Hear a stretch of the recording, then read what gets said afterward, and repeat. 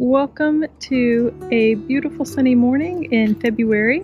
We have not been having days like this, so I thought I would take you on a quick walk around the property here and let you see what we have going on. As you all know by now, I have been out of commission with a broken shoulder. This is going to be a little bit of a slow going as I'm filming with my left hand right now, and I am not left-handed. This is some thyme that I planted a few years ago as a simple border, but it's become a staple medicinal herb here at our house. So you can use it to make herbal teas. I used it a lot when my husband and son had COVID in early December. I'm just going to keep this running. Ooh, I just hit a patch of ice. That's not good. So first stop up here, I'll just show you my blueberry bush that I transplanted a couple of months ago. So this was growing in a pot over the summer, and then I moved it out here for the winter. You can see the nice little buds as it is getting ready for spring.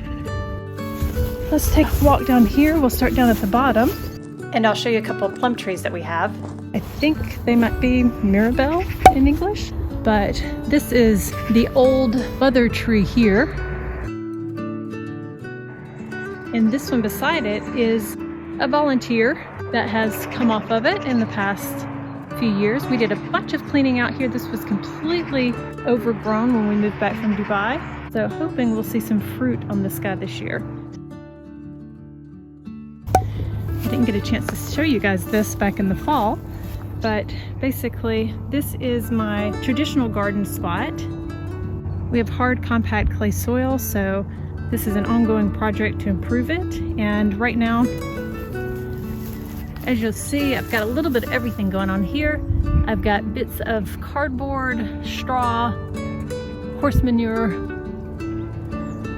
and some compost. I'm just kind of letting this overwinter, and hopefully it's going to be much more fertile this year. Now continuing on, as you can see, I've got a lot of room here for expansion, and my plan is to double the size of the garden this year. This is a Thornless Blackberry that I planted last year. I cut it back in the fall.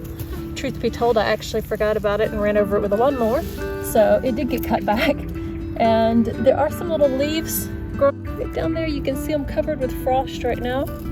So now moving over here, this is not too exciting right now because this is just a leftover of my no-dig area.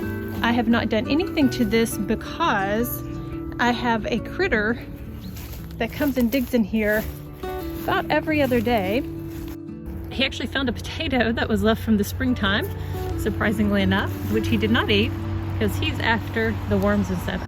I'm trying to figure out how to fence off this area with these terraces where that it keeps the animals out but also allows me to easily get in. Going up to the next level, these low raised beds are prepped and ready for planting.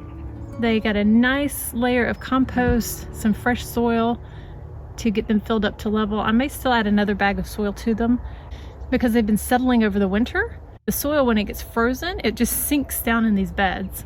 And now onto my tall, high raised beds. And so you can see here, it's almost a foot down, about 30 centimeters that has settled.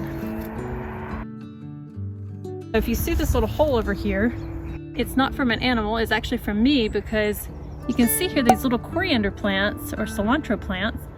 I harvested most of it, but there were some seedlings that were too small to harvest, so I just decided to leave them.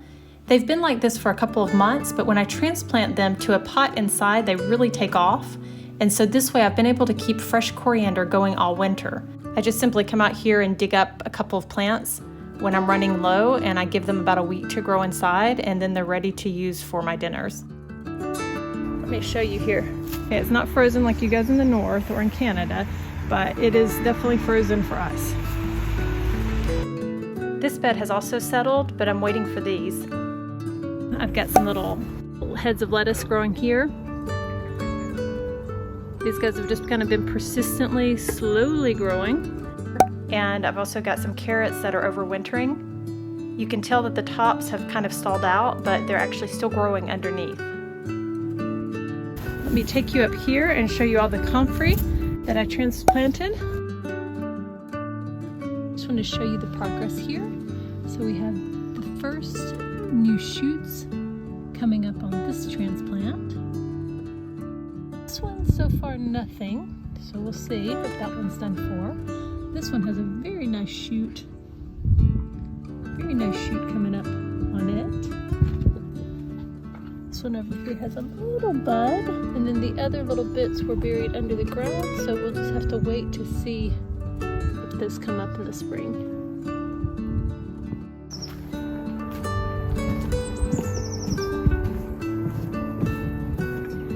I didn't show you guys this, but back in the fall, I also cleaned up my raspberries and got my raspberry canes all put away for the winter. Give them a nice space to expand easily. They were expanding, but they were kind of choked off by the compact soil. So you see some here. That's one cane that has branched out. And here is the main raspberry.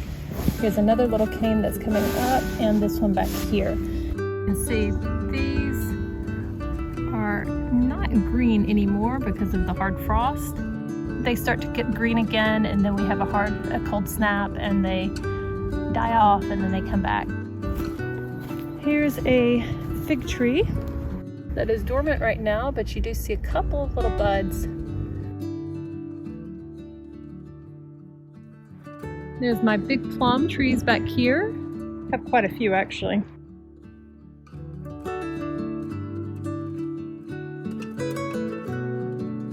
And over here beside it is also a plum. So you saw the little fig tree that we have. I'll walk down here, show you another fig tree that we planted. We need to consolidate some of this stuff. I had planned to plant everything in an orchard up top, but when we talked to the tree guys, they recommended that we plant at the bottom of our property rather than at the top. The top dries out quickly because of its sun exposure and because of the slope of the land. This was a volunteer elderberry, kind of sprouted up during our time in Dubai. So I'd like to take some cuttings off of this and get it to grow somewhere else so that it's not mixed in with this Rose of Sharon. This one has beautiful flowers in the summer, so I definitely don't want to get rid of this one. Here you see another elderberry.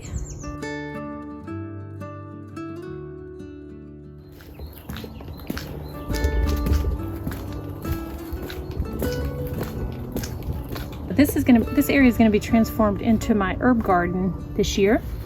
Right now I have only mint growing here. This was actually just a lazy experiment because I had some garlic was about to go bad in the kitchen, and so I decided to put it in this bucket and see what would happen.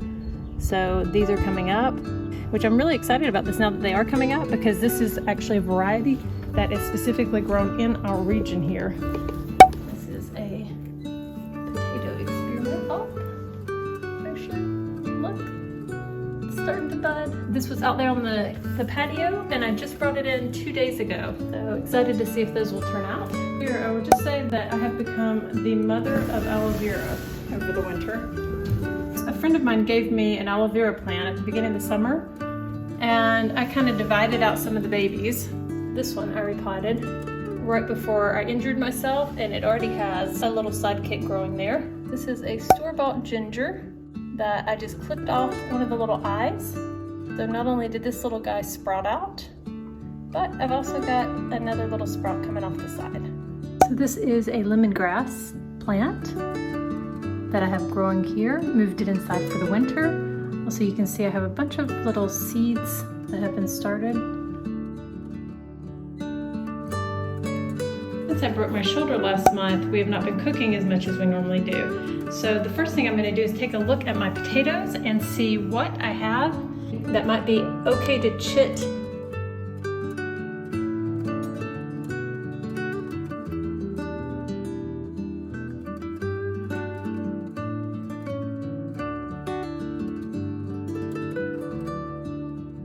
So let's see how many that is. We'll leave this for now.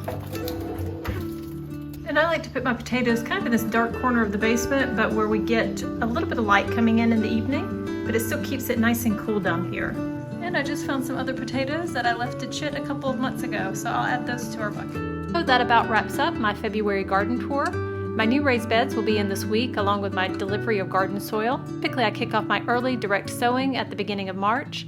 In the meantime, I'll be doing several experiments with sowing seeds indoors over February and waiting for my shoulder to heal and the weather to warm up. So have a great week, and I hope to see you next time.